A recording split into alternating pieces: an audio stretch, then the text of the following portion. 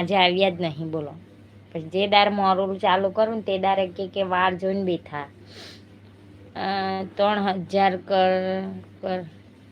કલાક થઈ ત્યારે સુપર ચેટ થઈ જાય બેન.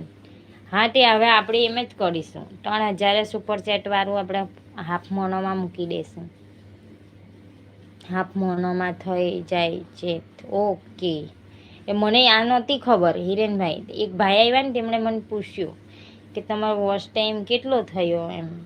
પછી મેં કીધું ભાઈ હું તો હજુ પાછળ છું ભાઈ, નથી થયો.